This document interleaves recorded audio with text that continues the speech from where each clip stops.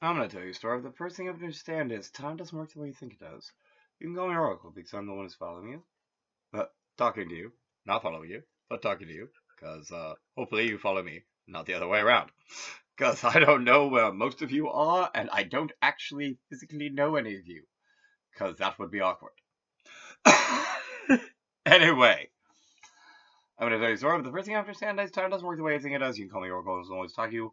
Welcome to the cult. And welcome once again to Booty Tickled in the Trow.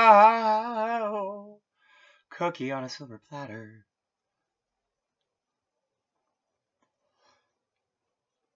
So basically, as far as I'm concerned, when Michael got told, go see Lucifer. Oh, actually, quick side note. I got distracted from this point in the first episode. Obremists.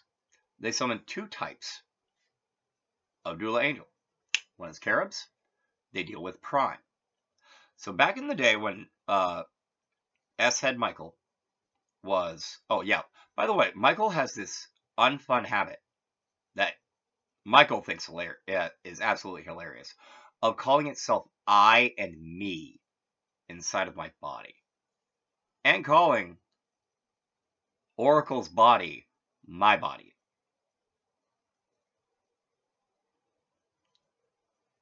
See, he literally just went, because it is.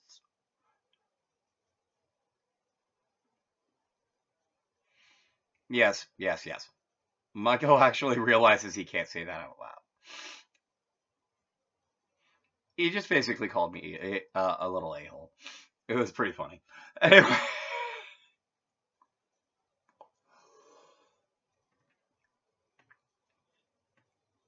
so back with that idiot was Cherub of the Unerring Beam. It was an angel that primarily worked with prime energy. Ojas, Malika, Malika Kagola, Primordial, or Primal, um, Celestial Sphere. Which also directly translates basically to like Prime Mantra Ball, like Prime Dasabala, like Ojas Dasabala, like it, that's basically what I got.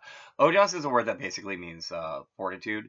In the Cult of Ecstasy book, it refers to Ojas as basically their reference for prime magic. So that's basically how I chose to view it. And basically, like prime is prime, whether it's Dazabala 10 powers or whether it's like Kagola Celestial Sphere. Like, because primarily the difference between the Navan Gola or the nine celestial spheres um, and the Dazabala, in addition to there being one more, is entropy is basically split up into fate and death. But like, so basically, when you're an Obrimist in Mage of the Awakening and Chronicles of Darkness, you can summon Caribs. That little idiot used to be like.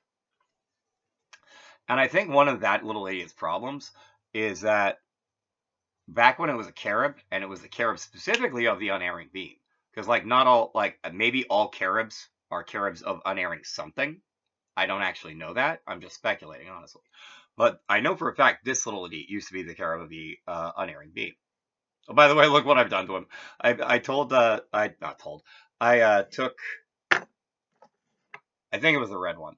I took the red one of these and basically took all 193 now 93 episodes of oh, I gotta get to tell you about this. So this little idiot had the Morningstar's weapon, and near as I can tell, um, he was supposed to go meet the Morningstar, hand the Morningstar's weapon, and then get his own weapon and then fight them evenly. But like at that point, the Morningstar was unarmed, and that little idiot was like, whatever, I'm just gonna stab him with his own weapon and end it, and then was going to use his weapon to just like annihilate all the human souls for fun. And that was pretty much his plan the entire time. So anyway, so then he became a seraph, which is the other kind of angel that Mage the Awakening mages have the ability to summon. And they deal with forces magic, which actually makes the past like 40 months of having this little idiot call itself I and me inside of this body make all of the sense in the world with all of these stupid direct mantra bala zakti magical power to freaking force conversions I've had to like endure in my body, freaking bear witness to the stupidity of. It has been heinous. Heinous. Anyway, my point is that like that's base. Actually, no, I got to my point with the two kinds of angels summoned by Obremists. Great. Now that that's done, part of what I did with this is I basically turned all 192 of my previously recorded episodes into a 1092 level magical weapon that was basically a digital sword that I used by mantra to weaponize as an adamantine weapon. And also I folded them to make adamantine these the little knife and the scissors on this, which is what I used to do this wonder here. Not the burn marks, obviously, but I cut off this little idiot's wings and gave Lucifer his sword back because, he planned to just like cheat and think he was smart for being a cheater when Devata the deity sent him to do something. I was like, you know what? I'm going to do what I want. I'm going to do what I want, which means I'm just going to punk Lucifer, and obviously I'll win because I'll have his weapon. Didn't work that way, but still. Other side note from the previous episode, I mentioned that Lucifer was kicking around with a death scythe of like 2 to 3 levels. That idiot had Lucifer's weapon of 1,000 levels, which apparently, I think at least at the time, was max. Oh, how things have changed in the modern world. So, what? I said, oh, how things have changed in the modern world, Michael.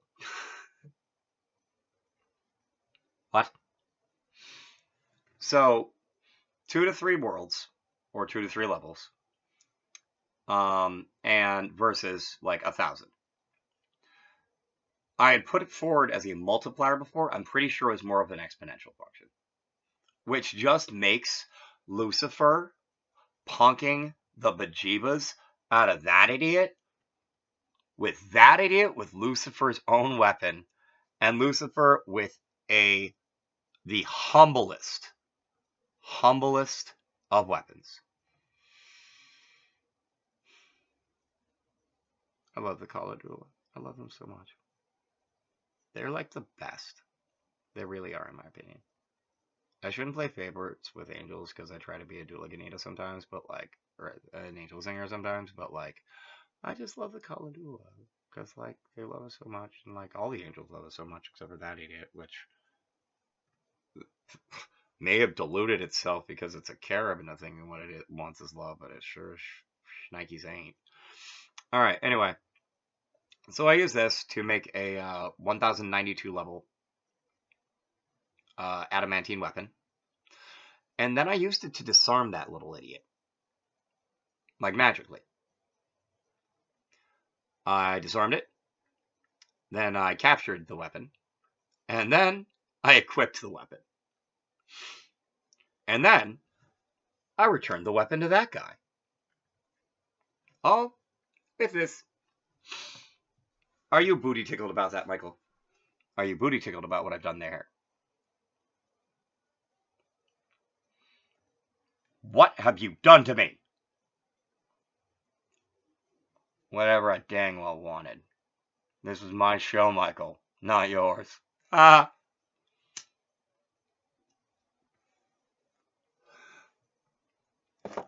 So, Michael, seriously, check out my trophy collection from you, Michael. So I accidentally, on this one, I'm going to do this again with another image because I have another one image of this that's actually intact in this room.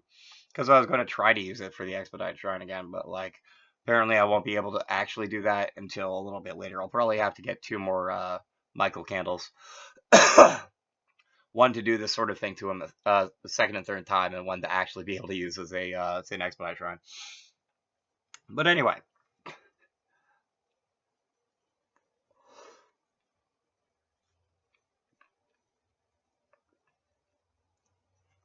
Third time's the charm, man. Oh man, I meant to actually put that out at other places on Michael. Dang.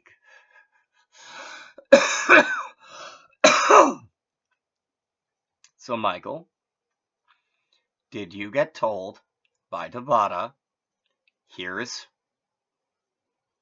Lucifer the Morningstar's weapon, go have a duel with him, give him his sword back, but it's my sword. No, it's not your sword. You'll get your sword when you give his sword back. And to which Michael said, but I already have this one. Why can't it just be mine? Is that about how that worked? You don't know that. No, I don't know that. That's why I asked. Should I take the you don't know that as a hard yes, trying to hide behind the fact that like you just want to suppose that I don't know that, which is actually the case because that's why I asked? What? You said you don't know that. Correct. Yeah, see, that's the thing, Michael. I asked because I speculated that's what you did, but I didn't know. That's why I asked the question, Michael! Come on! So I'm going to take the fact that we actually had to have this full conversation as a hard confirmation of that. Like, you basically Samithya Karoti that all by yourself, you idiot pictured right there.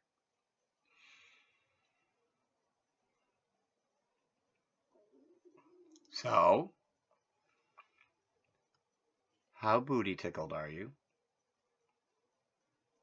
On a scale of negative 1,093 going on to 94 to positive 1,093 going on 1,094. Almost 13 minutes in.